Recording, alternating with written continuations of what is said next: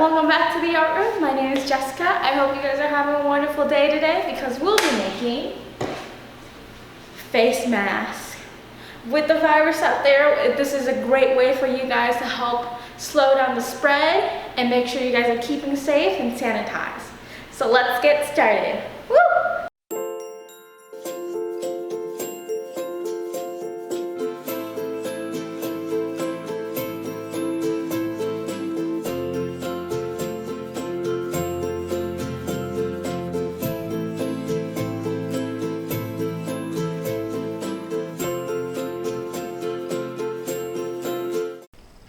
The materials you're going to need are an old t-shirt, pencil, scissor, ruler, hot glue or regular glue, and elastic string. If you don't have elastic string, then just use regular string or yarn.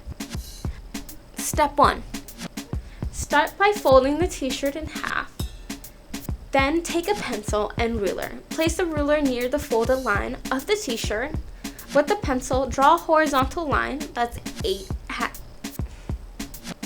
Step 1. Start by folding the t-shirt in half. Then take a pencil and ruler. Place the ruler near the folded line of the t-shirt. With the pencil, draw a horizontal line that's 8.5 inches. Then draw a vertical line that's 5.5 inches. Do this for each side. Then grab a scissor and cut out the rectangle.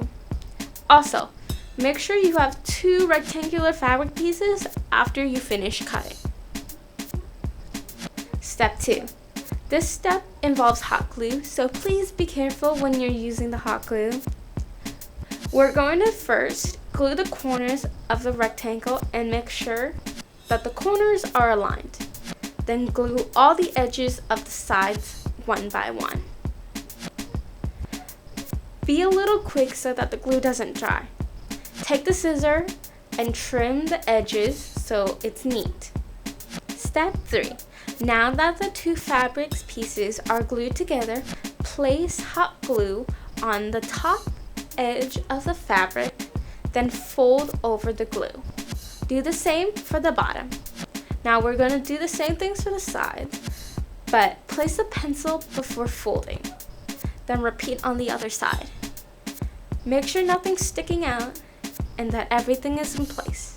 Step 4. For this step, you're going to need scissors and elastic string, or any string like yarn or rope.